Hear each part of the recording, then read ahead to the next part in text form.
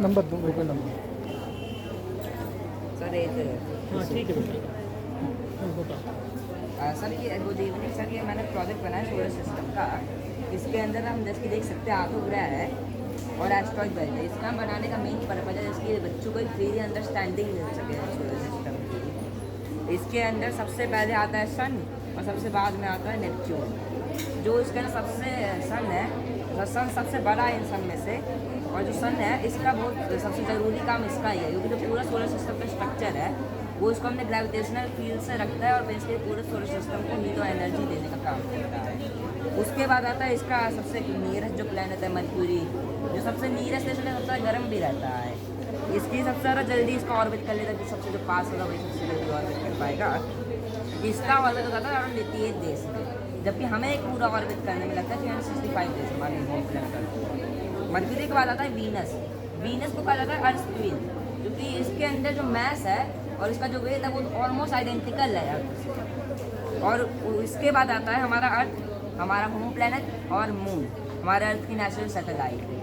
जो अर्थ है वो हमारा होम प्लैनेट है और इसके बारे में हम सबसे ज़्यादा अच्छे से जानते हैं, इसी के अंदर हम रह रहे हैं।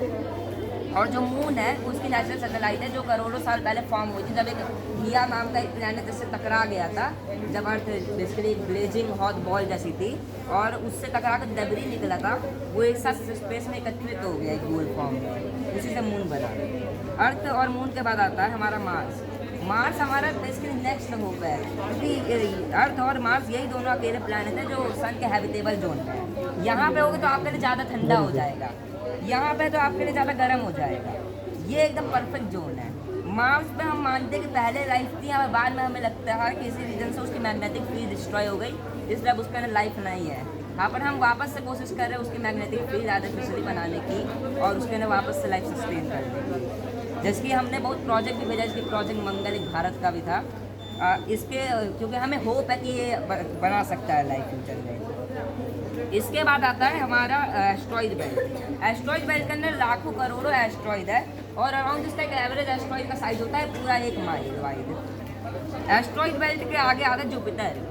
जुपिटर जो है ये एक बहुत काम का प्लैनेट है धरती के लिए, क्योंकि ये जो एस्ट्रॉइड आता है धरती की तरफ, ये अपनी ग्रेविटेशनल फील्ड से उन्हें खुद की तरफ कर देता है। जुपिटर एक गैस जाइंट है और ये सबसे लार्जेस्ट प्लैनेट और उसके बाद सबसे लार्जेस्ट मून गैनमेड भी है। इसके नाम टोटल नंबर और उसके मून से 92।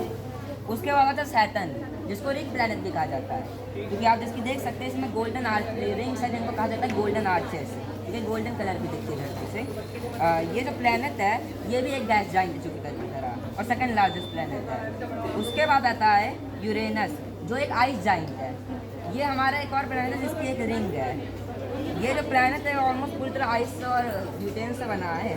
ये जो प्लैनेट है इसे एक फन फैक्ट इस प्लैनेट के बारे में सेकंड स्मेलिंग प्लैनेट माना जाता है।